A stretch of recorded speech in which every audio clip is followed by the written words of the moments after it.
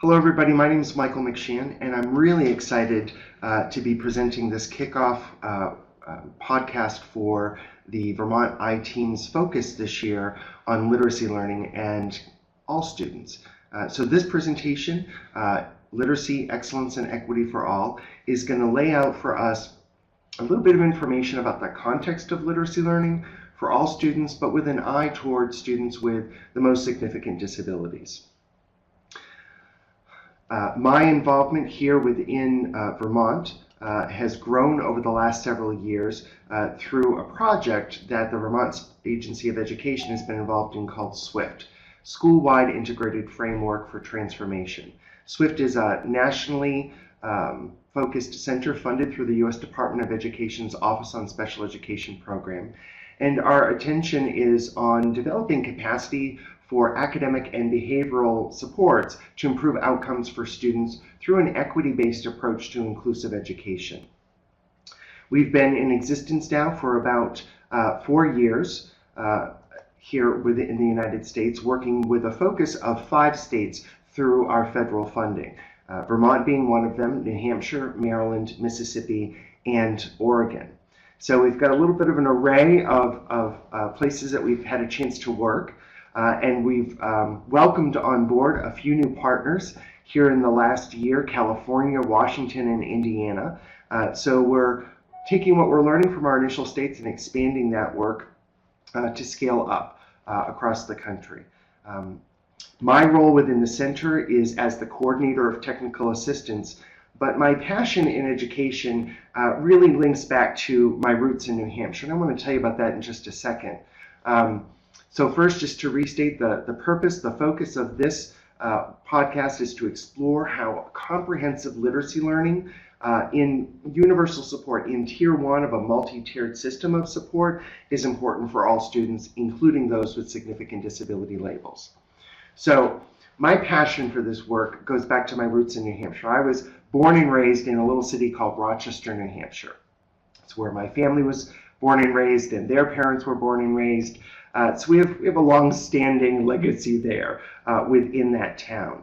And as I was growing up in school, I never really knew any kids with significant disabilities. It wasn't until I went to college that I had the chance to, for the first time, meet somebody with a significant disability. And it was my Introduction to Exceptionality class that I was taking at the University of New Hampshire. And we were about halfway through the course, and I showed up for class, and I saw that there was a gentleman in the hallway who looked like he had a significant disability. He was using a scooter. I could tell he had cerebral palsy.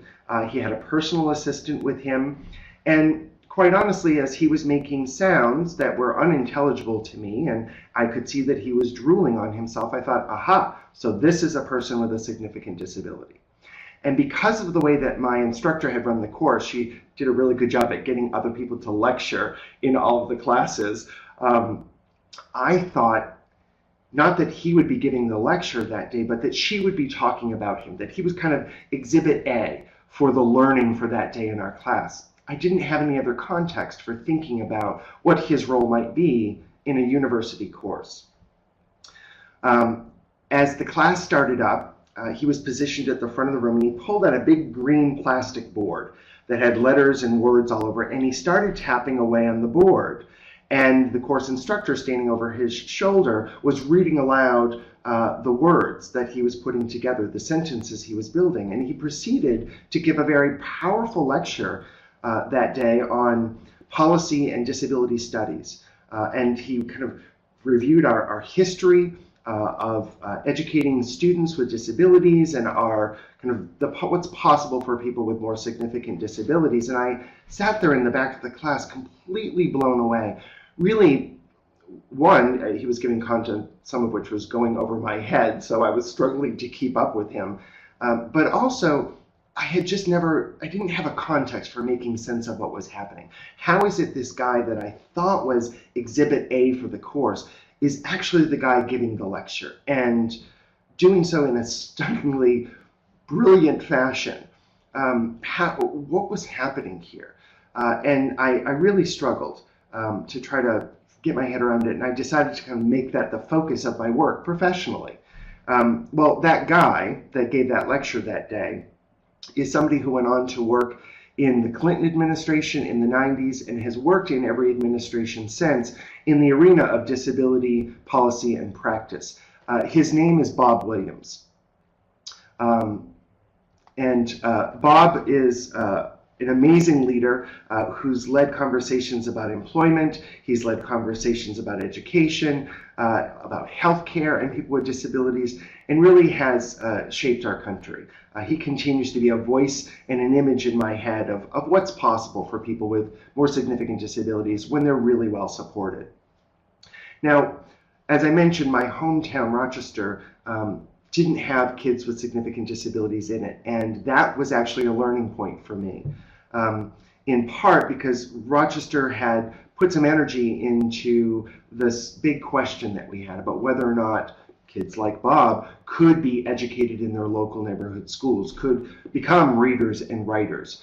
And there was one case in particular that they took to the courts. Now remember, we got 94-142 back in the mid-70s. So by the late 80s, mid to late 80s, Rochester was still grappling with how to do this education. And there was one student in particular, Timmy W, that they thought his disabilities were so significant that he wouldn't benefit from their local school. And the family pushed back, and it ended up going to the courts. Their argument was that Timmy W was too severely disabled, that he would not benefit from special education services, and should attend a separate school. Well, as it went through the courts ultimately found that Timmy W could, would, and should attend his neighborhood school. And their ruling in that case set precedent for us in education and disability studies. That case set forth this notion of a zero reject policy with respect to being eligible for special education services. That you don't have to demonstrate your capacity to benefit from education in order to be eligible for special services. You have to show up. That's the big step. The other important point from that case that kind of set a precedent for the country was this notion that they were saying in the late 80s that education methodologies are probably going to continue to evolve and improve over time. They're not static, and we know that to be true. We know that as teachers, every year we find new and better ways to reach all of our students. And so putting that as part of the argument in this case meant that as school leaders, as education leaders, at the building level, district level, state level, it's on our shoulders to keep up with, if not to push the envelope for those evolving educational methodologies. And that plays out in today's podcast.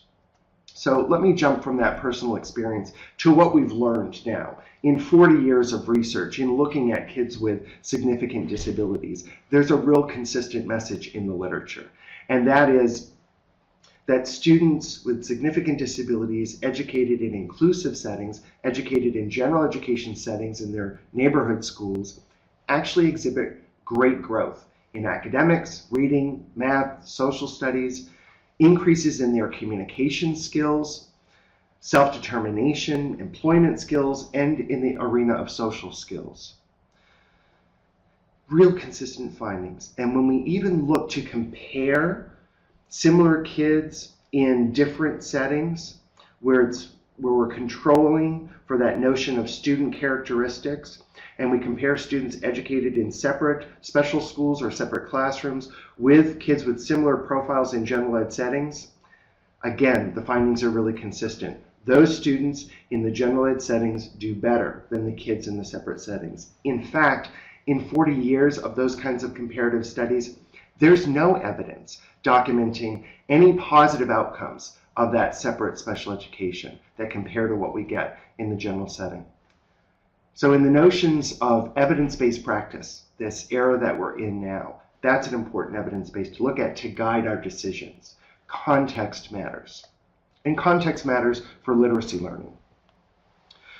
Now, our work at the SWIFT Center, the School-Wide Integrated Framework for Transformation Center, thus we call it SWIFT, is pretty consistent with a lot of the work happening here in Vermont. our framework that we use that kind of helps us kind of develop and put attention on 5 big buckets of work in schools is organized around a big bucket of work that we know all schools in Vermont need to implement, and that's multi-tiered system of support. A multi-tiered system of support is a way at looking at tiered instruction for students, assessments and curriculum that meet students where they're at and figure out how to support them to move forward. This works across all content areas: academics, behavior, social emotional learning, and it's supported through other buckets of work in our system: administrative leadership, educator support, job-embedded professional learning, what we call an integrated educational framework, which really is staffing, service delivery models, an eye toward school-wide culture, thinking about family and community engagement and what that looks like when we're trying to implement a multi-tiered system support. And then finally, a bucket of work that's adapting policies and procedures within our schools and districts to support those new ways of work that are reflected in tiered instruction. So our SWIFT Center has been applying this framework, supporting schools and districts to implement the framework in 64 schools, 17 districts across our 5 states for the last 4 years. And our outcomes are consistent with the research outcomes from the last 10 years of looking at school-wide PBIS, positive behavioral interventions and support, and school-wide RTI, response to instruction, response to intervention, both of which have also been implemented here in Vermont.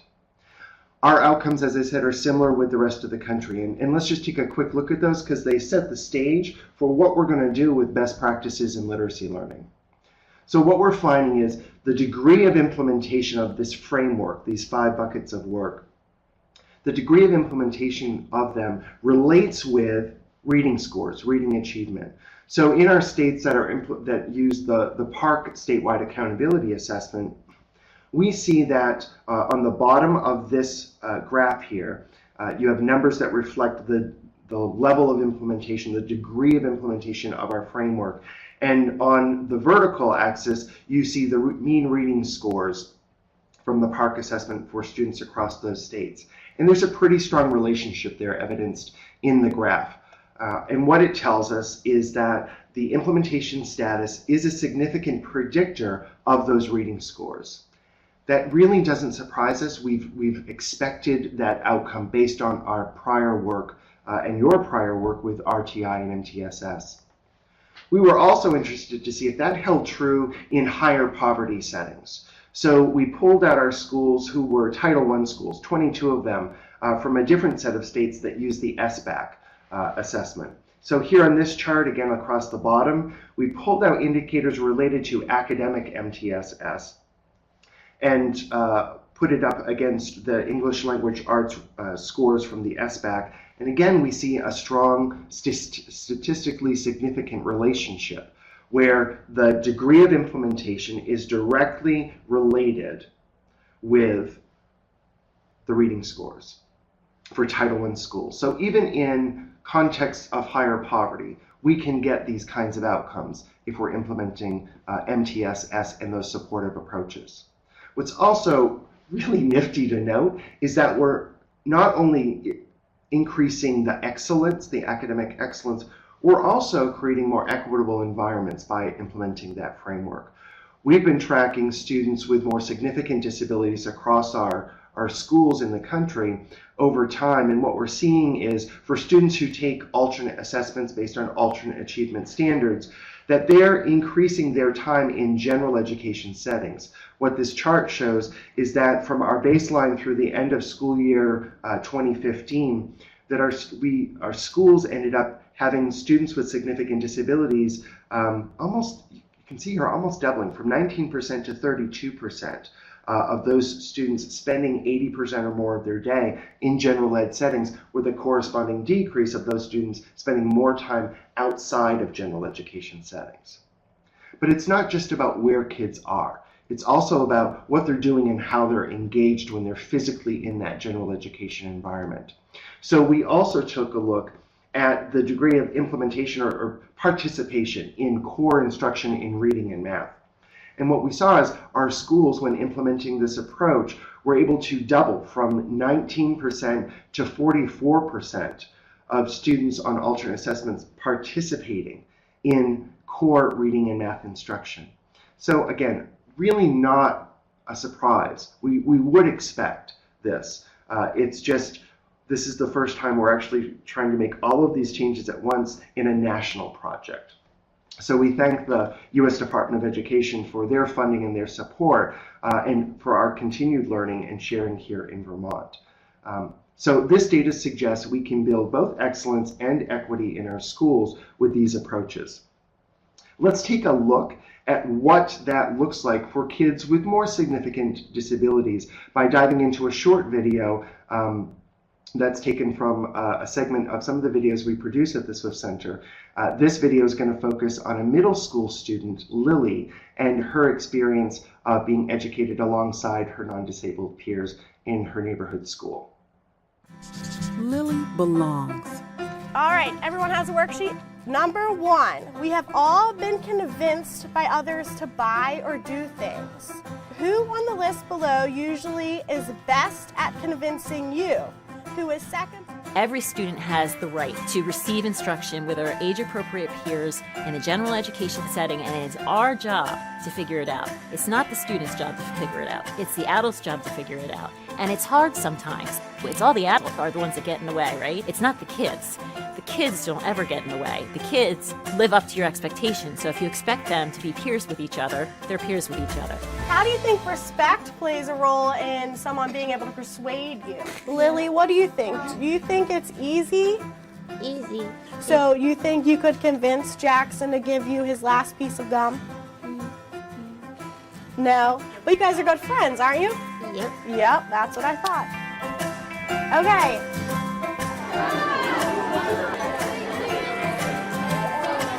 You sit right here. Lily wants you to. Hey, Lily, she says she wants people that she wants. I think Lily belongs in our classroom because she is wonderful and she likes to make friends and she is nice to everybody. She respects everybody around her. She respects the teachers, she respects her things, and it shows us. Like, she's like a role model for us. You have a good day. And you are the guardians. Yeah. I mean, I don't think we would have had it any other way, right? I mean, it's just socially, she's just another kid in the crowd, which is a really big deal for us, right?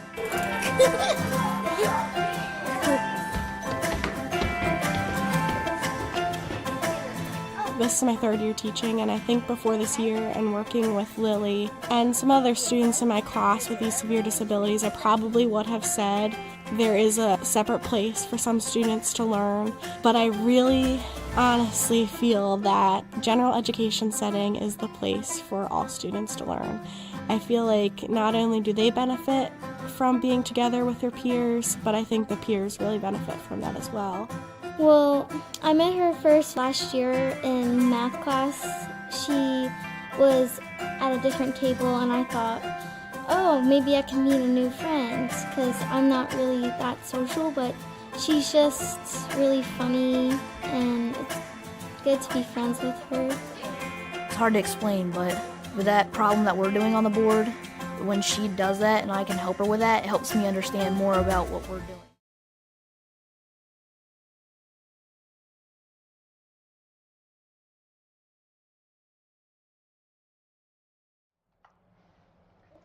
So there we have an image of what it looks like when students with more complex support needs are engaged, not just physically, but truly engaged with their classmates.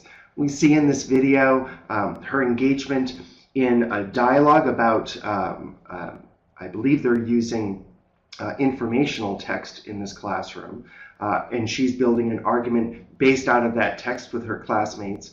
We see her social membership, her sense of belonging in the school as she's sitting at lunch with her classmates. And real interestingly, we hear from a district administrator, a classroom general education teacher, that for them, this is their vision and their values of what's possible. And we're going to learn a little bit more about their story later on from another video where, it doesn't always work out perfectly. And so how do we make it through those moments? Finally, I just want to note in this video about Lily, the power of peers. Right? Hearing that young man talk about what he's learning the confidence and competence that he's building by having the opportunity to engage with Lily in classroom instruction. So good literacy access for kids with disabilities, good literacy access for kids without disabilities, and together we get something that's really quite powerful, socially and academically. And that's a consistent message that we see in the severe disabilities writings as well. A book that just came out this year that focuses on language disorders in children has a real powerful chapter by a colleague of mine, Karen Erickson. And Karen's work in the area of literacy and disability studies has really led some important conversations around the country for the last 15 to 20 years. Her focus is in particular kids with significant complex support needs, and studying the successful moments where kids are included and building their literacy learning, and across all of the stories of students with complex needs developing literacy, she finds a really consistent message that they write about in this chapter in this book on comprehensive reading instruction. Effective instructional strategies consistently have been based on best practices in general education with accommodations that make these practices accessible, interactive, and intensive. Really important message for us, right? Punchline, good instruction is good instruction. So all that good instruction that we know about in the area of reading, going back to the year 2000 with the National Reading Panel's work, right, where they looked at 100,000 studies and narrowed them down based on quality, and they found at the core some big messages about effective reading instruction that pays attention to breaking apart and manipulating sounds in words, phonemic awareness, making sure that kids got that sounds are represented by letters that can be blended together to form words, phonics, and then giving students guided practice, reading aloud with feedback, guided oral reading, and then applying strategies to guide and improve reading comprehension over time. Those good practices in literacy instruction apply for this population of students. So when we talk about the 5 pillars of literacy, of reading, phonemic awareness, phonics, fluency, vocab, and text comprehension, we're talking about the same pillars of reading instruction that apply for this population too. And that carries into early childhood. So the National Early Literacy Panel's work and their report on developing early literacy identified some important variables for literacy instruction for really young kiddos up to the age of 5. And looking at a body of studies and controlling for IQ, social economic status, they found that these big areas were important considerations for building literacy learning in early childhood. These are not new to most of you who are watching this video now. So I'm not going to spend a lot of time unpacking these, except for to make the point that those important variables and these additional potentially important variables like concepts of print and oral language and visual processing all weigh in, not only for kids without disabilities, but also for kids with disabilities if we're talking about high quality literacy learning, creating that literacy excellence in our buildings. Same core good instruction that applies.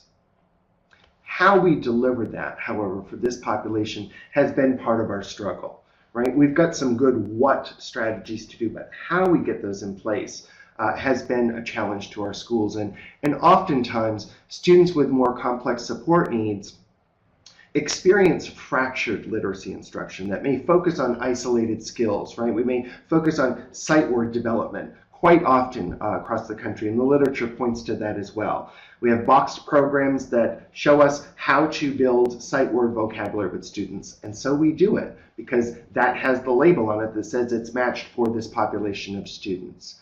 And what's important to know is we can look beyond that box of just the focused skill development, and we can pull back and based on this understanding, look for what comprehensive instruction will be that simultaneously addresses all aspects of reading process, both for emergent literacy learners and beginning readers. And I want to spend a little time on the difference between those two groups here. So what is recommended? is that we do have this comprehensive approach to literacy instruction. And that comprehensive approach is going to vary as we look at the developmental phases of our literacy learners, regardless of disability label. If our students are emergent learners in the area of literacy, we want to provide them with a wide range of oral and written language experiences and increase their awareness of print forms, print uses, and content. If we cross a line into working with a student who's a beginning reader, we want to move that child from awareness levels into independent use of written language, right? Both for expression and for comprehension. So there's a line there that we can pay attention to that will help us develop the best high-quality instruction for our students, right? So determining, is a student ready to move from that emergent instruction toward a comprehensive conventional literacy instructional program can be determined by looking at these 4 variables, right? So is a student able to identify either the names of sounds or most of the letters? And we qualify here most of the time. The work by Karen Erickson, David Copenhaver, her colleagues have been really careful to teach us about the importance of not kind of over-scripting what the kind of consistent demonstration of a skill needs to look like. So instead of that notion of 80% of the time with 80% accuracy on Thursday between 1:30 and 2 when I measure it, what we want to back up to say is, generally speaking, can this student identify names of sounds of most of the letters most of the time? Right? So that notion, that's one indicator set. Another one is to see if the student's interested and engaged during shared book reading interactions. And if they're not yet, then we want to tailor and scaffold our instruction to support and promote those behaviors. Third, looking to see if the student has a means of communication and interaction. And here in the United States, this is a big bulk of work for us. The latest data that we have available nationally suggests that only about 50% of the students who need augmentative and alternative communication, who need access to assistive technology for reading and writing, are in fact actually getting it. So let that sink in for a second. About half of the kids in our country who need a different means of communication are actually given that support. The data would suggest that that is the case here in Vermont as well. So look at your students with more significant disabilities. Are they able to communicate about the same things as their age-matched peers, their chronologically age-matched peers? And if not, we might want to boost our communication supports to them, because the research would suggest it's possible. And then finally, looking to see if the student has demonstrated an understanding that print has meaning. These would be 4 indicators that we can put our eyes toward to figure out where and how we want to focus our literacy programming for this population. Knowing that we can work on emergent literacy skills at any age and in any context, any grade level classroom. So let's think about it specifically in the context of MTSS as we examine this work, right? We want to think about Tier 1 universal instruction for all students across content areas. Let's put our attention there and consider what that might look like. And I want to kind of first give you a visual, and then I want to unpack that a little bit. So let's go to another video, which is taken from another one of the movies that we've produced studying our 64 schools. This video is called Whatever It Takes, and the segment I'm pulling out is called Multiple Access Points.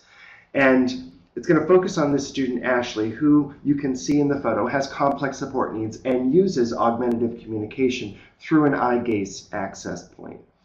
Her educator, her general education teacher, is going to talk about the experience of having Ashley in her science class.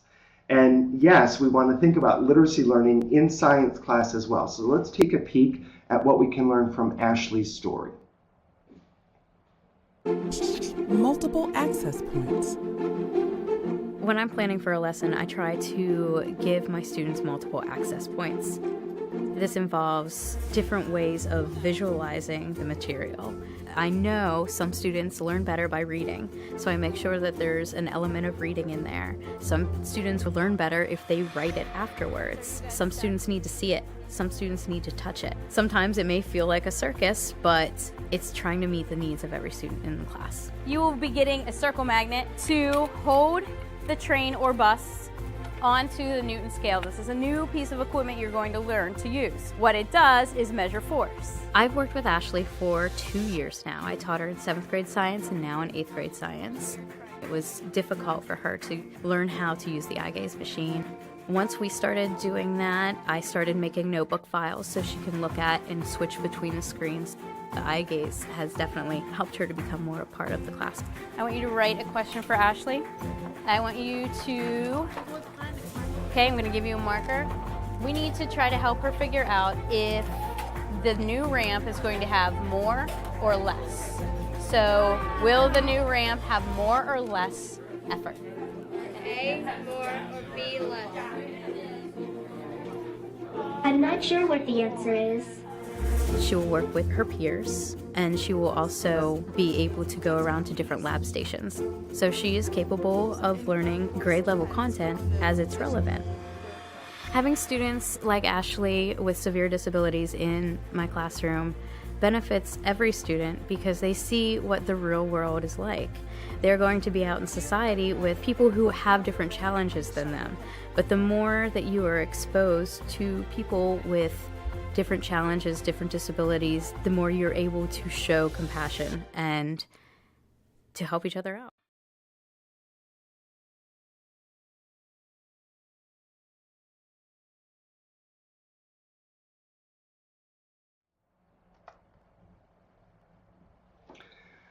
So what did you think?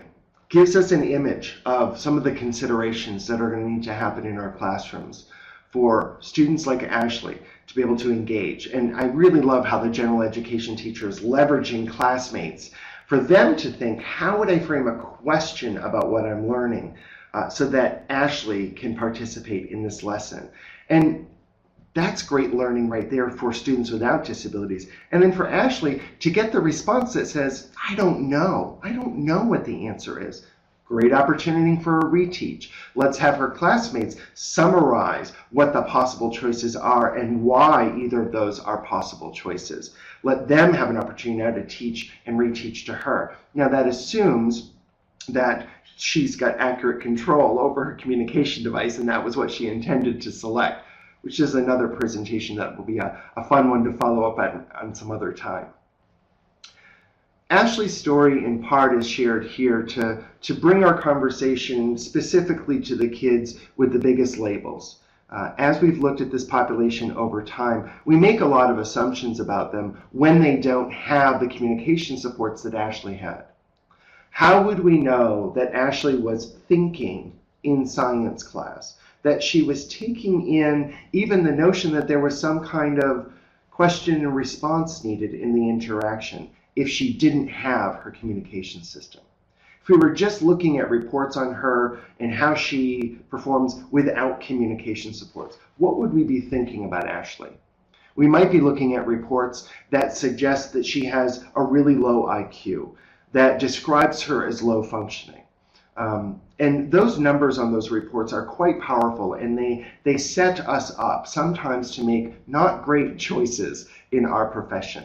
And I'd like you to hear a little bit about that from one of the international experts on the topic of that relationship between the numbers we're getting from these kinds of IQ assessments on kids with significant disabilities and what our practices should look like to support them.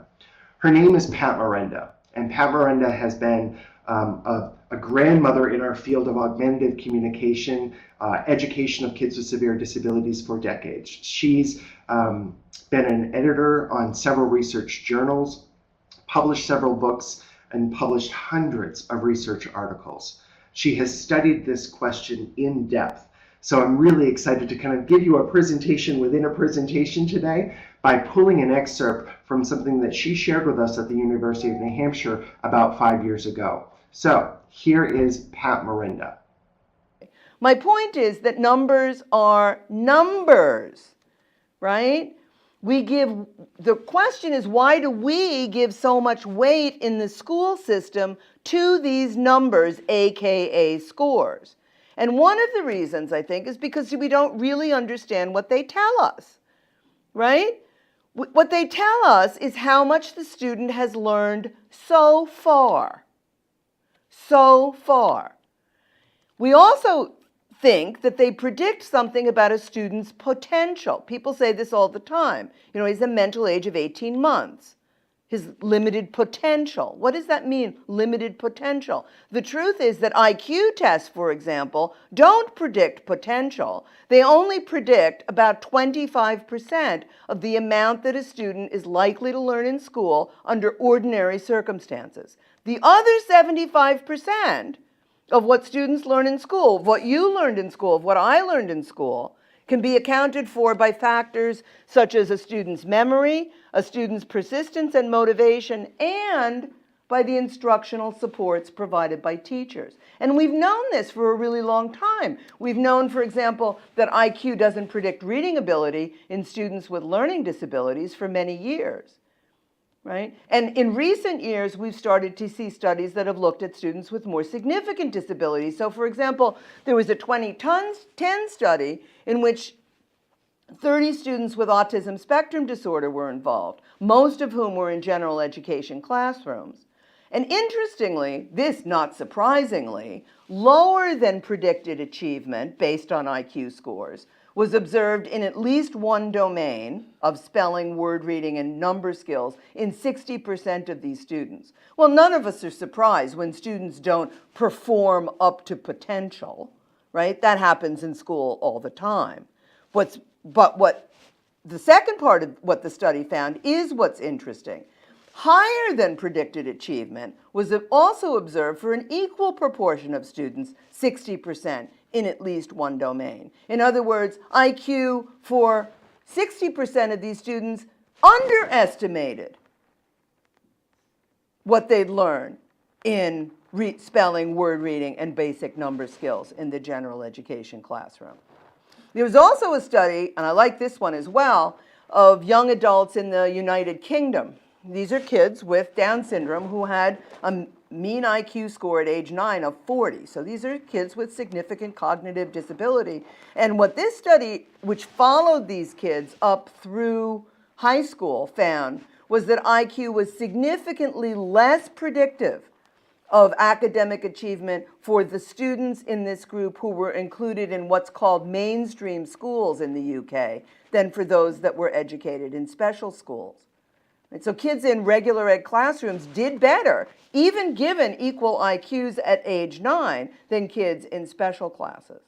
Right? So we see, at least from these couple of studies, that IQ, is something, but it's certainly not the be-all and end-all, and it's certainly not enough to allow us to predict whether a student will be able to learn to read, be able to learn to write, be able to learn math, be able to learn the other things that we teach in a general education classroom, right?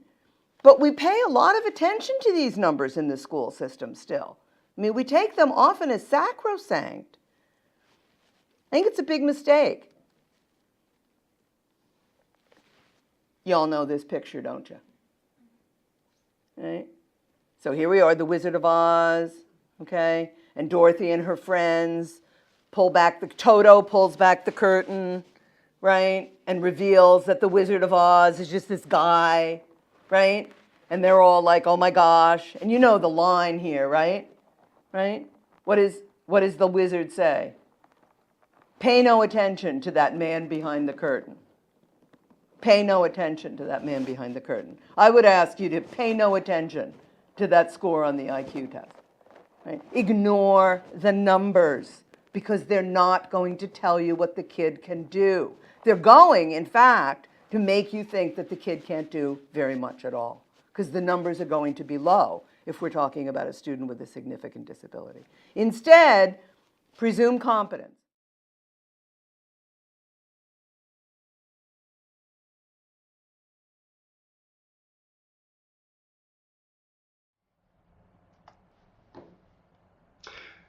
So Pat has left us with this notion that we want to presume the competence of our students with significant disabilities, that in fact the numbers are not telling the whole story. Issues of motivation, context of learning, quality instruction actually may be more powerful predictors of students' achievement and their educational experience than the numbers on those pages. So when we're not sure what to do, we're going to presume that students can learn, and we're going to teach them. It's like what we do with any other student arriving in our classroom when we don't have the history on them. We gear up for teaching to the true full continuum of variability that shows up in any neighborhood school, widely variable, that we have in all of our neighborhoods. And when we start presuming that kids are competent to learn, we have to consider not just what we're teaching, but how we're teaching it. We did some work at the University of New Hampshire about 15, 20 years ago on this model called the Beyond Access model. And within that work, we were trying to figure out how you get to that learning part. What's the context that needs to be set up that would show us the indicators that kids are well positioned to participate, like Lily, like Ashley, in the instruction that's being offered in the classroom. And this was a framework that we were using. And what it does is it situates the content learning that happens for students in the context of a community of learners and well-planned and well-delivered high-quality instruction. So we begin with thinking about what are the signs and symbols that a student counts in a classroom, that they belong in that school.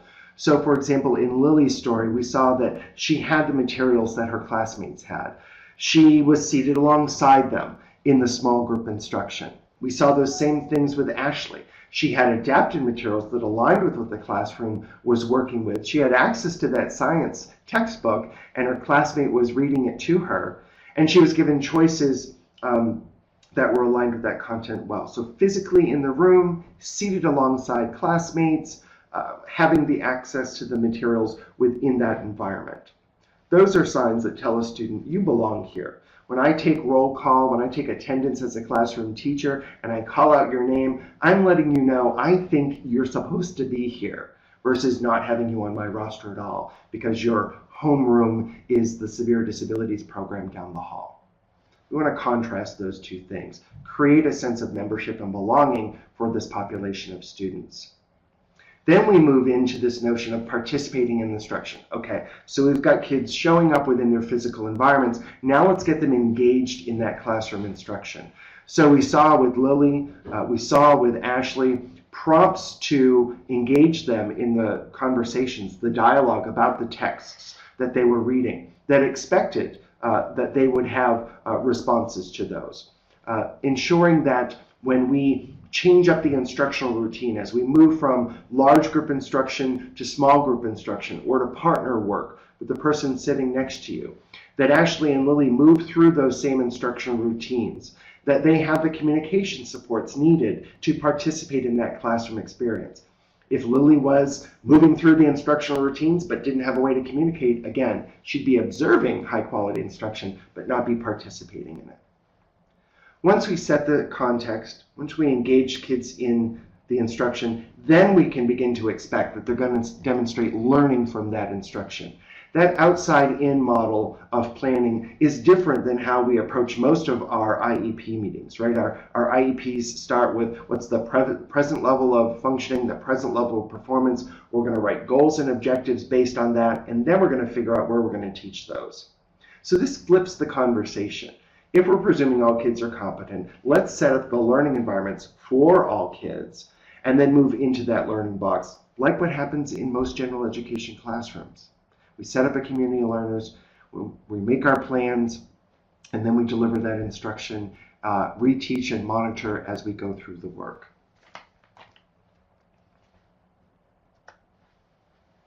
Let's take a look at a school that's done exactly that. Henderson School is actually just a little south of us all here. It's located in Dorchester, Massachusetts, just outside of Boston, part of Boston Public Schools. They're in a highly diverse and high poverty neighborhood within Dorchester. And they've built a culture within their school that looks at high engaging instruction and what the participation of a variety of students looks like in that high engagement instruction when we pay attention to the considerations of things like universal design for learning, presenting multiple pathways to represent information and provide multiple ways for students to respond with and express their learning, and thinking about engagement the whole time. So let's take a learning from the teachers and the principals at Henderson's School. I've been teaching for about 7 years now, and so when I came into teaching, the workshop model was very much, what was in. And so we would do mini lesson, whole group class, work, activity, and then come back and share together. Our teaching has basically been transformed because of station teaching. So for instance, we would do a station with a book, like a literature, piece of literature, say The Jacket by Andrew Clements. And we would make that book available in text form as well as audio. And then instead of having them write their responses, what we've done this year to make it more interesting for the kids is have them respond via iPad, so video record their responses. Like when we first did it, they were just like so engaged and really like talking and disagreeing with each other about what they learned and understood. So we really think about, okay, here's the content first, but how are we going to get kids engaged in the content, and how can we go deeper with the content? And what started to happen is we started to notice that our students were making pretty amazing progress. And we're one of the top achieving schools in the state. What I think caused that was the real sort of deep dive into data, as well as including students with significant disabilities, really helped us to become stronger instructors.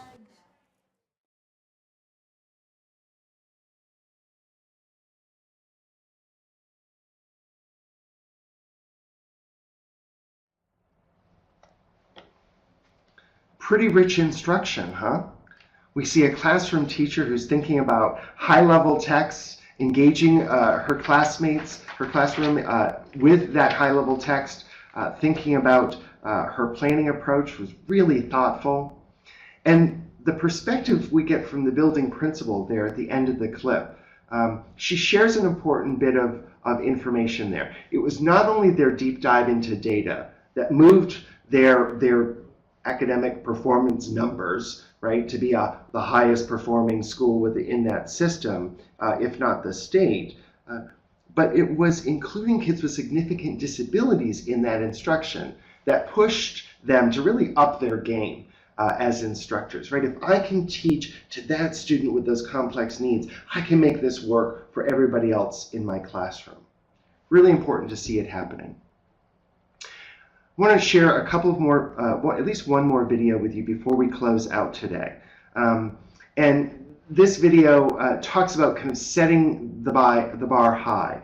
And it's going to give you, again, visuals of that segment of the model that's participating in the instruction and the demonstration of learning within that instruction. And you're going to see two different segments. One segment that's going to set up some supplemental reading instruction that's happening during that Tier 1. It's real interesting how this classroom teacher differentiates her instruction. She's set up a whole group, a whole class lesson, and then she's pulled a few students aside to do a deeper dive on language comprehension, listening comprehension, see the choices she makes around that. And then we're going to move to a student who I believe is in late middle school to look at the context of literacy within her classroom there and how that's influencing the participation and the learning for all students. Let's take a look. Set the bar high. The way I look at differentiation is providing access to the content. So the first thing I do is ask myself, what's the goal of the lesson? If the goal of the lesson is for them to understand the history of Oregon, I don't care if they read it, if they write it, if they listen to it, or if they research it. Once I get most of my students settled after the mini lesson, I then pull a small group to the carpet. These students particularly struggle with reading. And since I was wanting to assess their comprehension, I let them listen to the story on tape. And so we listened to a chapter, and then we stopped and we talked about it, and we focused just really specifically on the characters. What type of kid is Bradley? Look at me. Look at me. He's a bad kid. He's a bad. He's bad like me. There's no such thing as a bad kid, but there are such things as making bad choices. Does Bradley make bad choices? Yes. Yeah. For them, I really wanted to set a very specific goal so that they could show me their successes without having to struggle through their weaknesses. What normally happens if you break something of somebody else's? In deep trouble. Yeah. Big, really big trouble. Absolutely. I do a lot of speech to text too, so the kids are able to verbalize what they want to say, and then the application will write it for them. But generally, you really have to think about what is that goal, and then how can you remove those roadblocks that the kids are struggling through. Josephine, let me see a picture. Good job. I focus on building a really strong community so that the kids automatically help one another, and that's a universal resource that the kids use every day, all the time. With the kids with disabilities, they were kind of in their own class and they only came in for like the special things. But now they're in our class all the time. They got a little less problems than we did on our homework sometimes, and the tests were a little bit different, but that's it. But it's really fun when we were all together. Oh boy, here we go. Here we go. My friends are Sarah, Isabel, and Elizabeth. They're fun, and then they're nice, and then they care about me. If we look back at the data table, we can find 90 decibels at typical factory work. And how long can she listen to 90 decibels for safely, according to our graph? 8 hours. If I don't know how to spell a word, then help me to spell it. How long is a typical work shift? 8 hours, so she's right on the edge. I've read the research that students who get involved in helping others get more motivated and also have better knowledge acquisition. I know from my own practice that when I teach a subject, I do have to learn it better myself, and so the fact of teaching it to another person, or in a class of kids in my case, is itself a way of learning that's very, very effective. Maybe for the kids to bring them to work. Very good. HZ is short for Hertz. Does anybody know what Hertz means? Is it a good school to be at? I love the idea of inclusion because it really does set the bar high for all kids. You know, we all have different abilities and we all have different strengths, and being around people who are different than us allows us to grow every single day, and the possibilities are endless.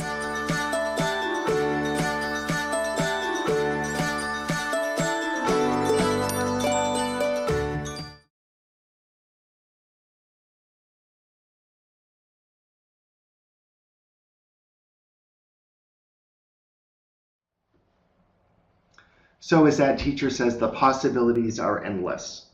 When you've got that kind of good quality instruction happening, when you've got that kind of professional reflection and engagement to lead the endeavor. We see classmates, classroom students who are getting instruction tailored directly to where they're at because you've got a teacher who's so clear on what her learning goals are. We have students talking about the power of friendship and how that sets a context for being able to utilize my classmates when I can't spell a word, right? That sets up the possibilities are endless in the work the really important work that you're all doing here in Vermont as you advance literacy learning for all students. I just want to leave you with this, with the kind of a restatement and a slightly different perspective about this vision of literacy excellence and equity for all. That it's achievable. Dick Allington put out a synthesis of reading and literacy research, almost 15 years ago. And at that time, he was saying, we can do it now with what we know in our schools and what we know about good instruction and what we know about closing the gap for our struggling readers. And we can do it for all kids. We can double or triple reading achievement within 1 year with high quality instruction. That's designed in the way that has been shown in some of the videos that I've shared with you today. It's an achievable goal. It's our ultimate goal, and it's an achievable goal. That children can become active, engaged readers that develop the proficiencies needed to be independent readers active, strong, independent readers who read with understanding. It's excellent and it's equitable, and you all can do it here in Vermont. Thank you so much for allowing me to engage with you on this podcast. If you'd like to take a deeper look at some of the resources from the Swift Center, or to be able to access and download all the videos that I've shown you, please go to swiftschools.org and look under Swift Shelf, or follow us on our YouTube channel, which will also link you to Vimeo in order to download these videos. I wish you all best of luck this year in your pursuit of literacy, excellence, and equity for all. Thanks so much.